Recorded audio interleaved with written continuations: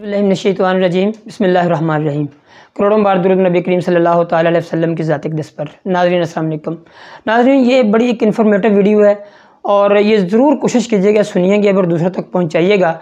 ये एक सवाल है जिसका मैं जवाब दूँगा और मेरा ख़्याल है कि जितने भी गुर्दे के मरीज़ हैं या जिनके वालिदैन या जिन पेशेंट्स को इशू है मसाने की गदूद का, तो मेरा ख़्याल है उनको किसी भी सूरत ये वीडियो मिस नहीं करनी चाहिए, क्योंकि ये काफ़ी सारी ऐसी इन्फॉर्मेशन है मेरा ख़्याल में बहुत से लोग जो मेडिकल से रिलेटेड हैं उनको भी इसका पता नहीं होगा। जो सवाल है मैं आपके सामने रखता हूँ, उसके बाद जवाब इसका थोड़ा लंबा है, मगर आप सुनेंगे तो इंटरेस्टिंग भी होगा, आपके लिए इन्फॉर्मेटिव भी होगा और ये मैं समझता हूँ आपके लिए ज़रूरी भी है। अच्छा, सवाल क्योंकि मुझे काफ़ी दिनों से आया, माज़रत मैं जवाब भी नहीं दे सकता, टाइम नहीं होता, तो आज मैंने इस वक्त निकाला। ये कोई दुनियापुर से राना साहब हैं, राना उमर साहब या उमर फ़ारूक, उन्होंने, क्योंकि मुझे व्हाट्सएप जो किया है उसमें कोई इतना वाज़े ये नाम नहीं आ रहा, बहरहाल जो मुझे समझ आई मैं आपको बता रहा हूँ। अच्छा, उन्होंने लिखा जी, मेरे वालिद साहब की उम्र 90 साल है, इसको पेशाब की नाली लगी हुई है, डॉक्टर ने काफ़ी इलाज किया, पेशाब की तकलीफ़ रहती है, बड़ी दवाइयाँ की, मगर इससे अफाका नहीं हो रहा, थोड़ी सी रहनुमाई फरमाएँ।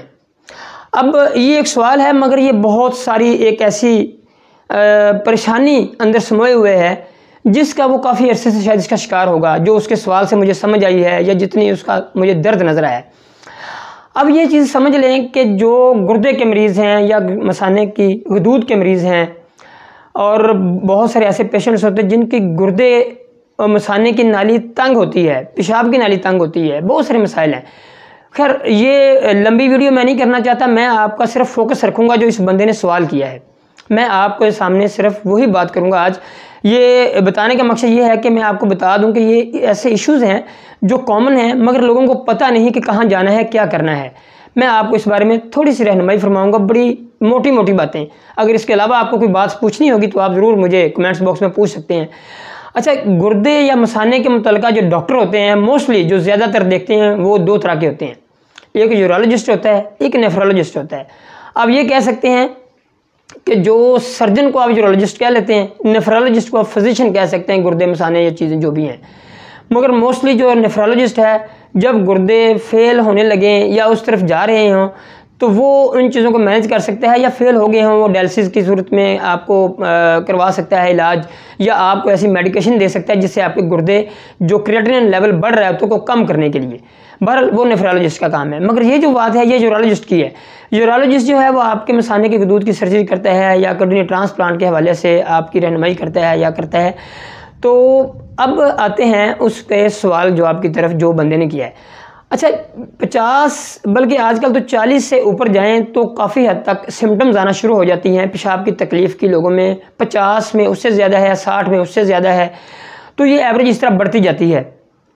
तो सबसे पहली बात तो ये है कि जब भी कभी ऐसी उम्र को बंदा 50 की उम्र तक पहुँचे और अगर उसको कोई तकलीफ़ नहीं भी हुई तो कम से कम अपना कंप्लीट मेडिकल चेकअप या बेसिक चेकअप करा लेना चाहिए, जिसमें अल्ट्रासाउंड है या पेशाब का टेस्ट है, शुगर का लेवल है, इस तरह के छोटे मोटे टेस्ट आपके रूटीन में होने चाहिए। फ़र्ज़ करें किसी ने टेस्ट कराया, अल्ट्रासाउंड में उसकी गदूद की डायग्नोज होगी, जिसकी गदूद बढ़ रही है, जिसकी वजह से पेशाब की तकलीफ़ हो सकती है या हो रही है, तो वो डॉक्टर यूरोलॉजिस्ट के पास जाएगा।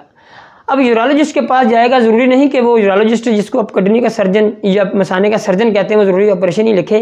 वो ज़्यादातर कोशिश करते हैं और बहुत मुमकिन होता है कि गदूद का साइज़ अगर छोटा हो और बेसिक लेवल पे हो, उसका एक PSA टेस्ट भी करवा के देख लिया जाता है कि वो कितना ख़तरनाक है, तो उसके लिए वो डॉक्टर मेडिकेशन देते हैं और अगर दवाई वो खाते रहते हैं तो एक लंबा अरसा तक आप दवाई के साथ गुजारा कर सकते हैं।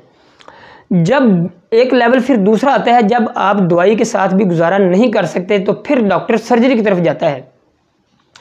अच्छा, सर्जरी भी तब डॉक्टर जब एडवाइस करता है तो उसको उतना ज़रूरी समझ के करता है, बगैर, मेरा नहीं ख्याल कि कोई भी डॉक्टर बगैर ज़रूरी सर्जरी करे। अच्छा, अब आगे जब सर्जरी की बारी आती है तो सर्जरी, बहुत सारे ऐसे पेशेंट्स हैं, क्योंकि सर्जरी की भी 3 किस्में हैं इस दौर में। एक रवायती तरीका है कि पूरा मसाना खोल देते हैं और प्रोस्टेट निकाल के उसकी वो बायप्सी करा लेते हैं। दूसरा तरीका ये होता है कि वो इस तरह के जरिए जाके सिर्फ नाली का वो हिस्सा जहाँ से यूरिन आता है वो साफ़ कर देते हैं। तो ये बड़ा रवायती है, आजकल बहुत ज़्यादा कॉमन यही है। तकरीबन मेरे ख्याल में 90% अगर मैं ये कहूँ 90% प्लस तो यही हो रहा है तकरीबन पूरे पाकिस्तान में और मोस्टली बाहर के कंट्रीज़ में भी। मगर अब जो तीसरा तरीका है, फ़र्ज़ करें कोई मरीज़ ज़्यादा, जैसे इनके वालिद साहब की 90 साल उम्र है, ये क्या करेंगे? अगर कोई मरीज़ दवाइयाँ खा रहा है ब्लड पतला करने की, वो क्या करेगा? अगर कोई मरीज़ पहले से हार्ट का मरीज़ है, उसका बाईपास ऑपरेशन हुआ है, या उसके स्टेंट पड़े हुए हैं, या वो ऑपरेशन से डरता है, या उसके लिए ज़रूरी है कि वो सर्जरी के काबिल नहीं है, उसको वो क्या करेगा? क्या सारी ज़िंदगी नाली लगी रहेगी? नहीं, ऐसा मुमकिन नहीं है। अब मेडिकल साइंस ने हर वक्त काम हो रहा है, इसकी बड़ी सारी जदीद शक्लें सामने आ रही हैं, बहुत सारे इलाज मुआलजे सामने आ रहे हैं जिनका आम कॉमन आदमी को पता ही नहीं है। और डॉक्टर आपको मोस्टली गाइड इसलिए नहीं करते, रवायती डॉक्टर जो होते हैं कि उनका एक सिलसिला चल रहा होता है, कंसल्टेशन चल रही होती है, दवाइयाँ चल रही होती हैं, तो या तो वो उसको थोड़ा महंगा होने की वजह से नहीं बताते हर मरीज़ को, या फिर ये होता है कि उनकी कोशिश होती है कि मरीज़ कहीं हमारी तरफ से ना जाए। एक स्टेज आती है जब वो कह देते हैं कि जी आप फ़लाँ डॉक्टर से भी मशवरा कर लें। ये एक ऐसी स्टेज होती है जब मेरे ख्याल में या तो मरीज़ के पल्ले कुछ नहीं होता या उसकी जेब में कुछ नहीं होता। खैर, ये चीज़ हम आ जाते हैं। अब इनके वालिद साहब की उम्र 90 साल है। उन्होंने जो पूरी हिस्ट्री तो नहीं लिखी, मगर मुझे लगता है कि ज़ाहिर बात है कि 90 साल एज है तो उनको और भी कॉम्प्लिकेशंस होंगी। अब उनको मसाने का ऑपरेशन डॉक्टर इसलिए नहीं करते कि वो बेहोश नहीं कर सकते उसको, उस डरते होंगे कि इसकी सर्जरी की तो ब्लड ज़्यादा फ्लो ना निकले, इस तरह की चीज़ों अवॉइड कर रहे होंगे, लिहाजा वो कोशिश करते हैं नाली लगी रहे या दवाइयाँ देते रहें। मगर ये कोई हल तो नहीं है। हल इसका क्या है? अगर ऐसी कंडीशन आ जाए तो तीसरा हल क्या है? तीसरा हल एक मौजूद है इस वक्त, मेरा ख्याल में पाकिस्तान में बहुत कम जगहों पे हो रहा है। तो एक डॉक्टर साहब हैं जो कि सर्जरी में बताता हूँ, लेज़र सर्जरी है ये, मैं उनका डॉक्टर साहब को भी तारफ़ करा देता हूँ। सर्जरी वो ये है, वो सर्जरी नहीं आप उसको कह सकते, वो लेज़र है। थोड़ी एक्सपेंसिव हो सकती है मगर वो ऐसे मरीज़ों के लिए बड़ी मुफीद है। अच्छा, लेज़र के ज़रिए वो उसको दूध को जला देते हैं, उतना हिस्सा, उससे ना तो कोई पट्ठे कमज़ोर होते हैं, ना ब्लड का फ़्लो होता है। वो सिर्फ शुआओं ने या लेज़र ने ये काम करना है कि वो एक रास्ता साफ़ कर देना है। उससे ये होगा कि जितनी भी कॉम्प्लिकेशंस ऑपरेशन की हैं, इतनी एज में जो बर्दाश्त नहीं हो सकती, वो सारी की सारी ख़त्म हो जाएंगी, उसके लिए आप महफूज हो जाएंगे। तो ये जो मैंने आपको इसका बता दिया है तीसरा तरीका, जिसके लिए स्पेशली ये इस बंदे के मैंने सवाल का जवाब दिया है। मैंने कल इनको फ़ोन पर बताने की कोशिश की तो ये थोड़ी लंबी कॉल कर रहे थे, तो मैंने फिर सोचा कि मैं एक वीडियो रिकॉर्ड करता हूँ ताकि जो लोग नहीं देख सके या नहीं समझ सकते या जिनको नहीं पता उनके इल्म में भी आ जाए और मैं उसके बारे में ये बता भी दूँ। तो ये लेज़र सर्जरी जो मैंने बताई ऐसे सिम्टम हों तो एक लेज़र जदीद तरीन लेज़र है। ये डॉक्टर फ़ारूक हमीद साहब हैं, ये एक ट्रस्ट अस्पताल में भी बैठते हैं, एक निजी अस्पताल जे रोड में भी बैठते हैं। अगर आप इस बारे में कोई मालूमात लेना चाहते हो तो ये एक नंबर मैं दे रहा हूँ, इसको नोट कर लें, 0300 4098 092। ये इनके असिस्टेंट का नंबर है, आप इनसे मालूमात ले सकते हैं। ये मुमकिन है कि और डॉक्टर भी करते हों, आप उनसे भी बात कर सकते हैं, आप कहीं से इन्फॉर्मेशन और भी कलेक्ट कर सकते हैं। मुझे इन्होंने ये कहा था कि जी हम अगर बाहर के मुल्क जाना पड़े तो हम जा सकते हैं। पाकिस्तान में बहुत सारे ऐसे इलाज मुआलजे हैं जो बाहर अब जाने की ज़रूरत नहीं होती। हमारे पाकिस्तान में तकरीबन हर तरह का इलाज मुआलजा हो रहा है।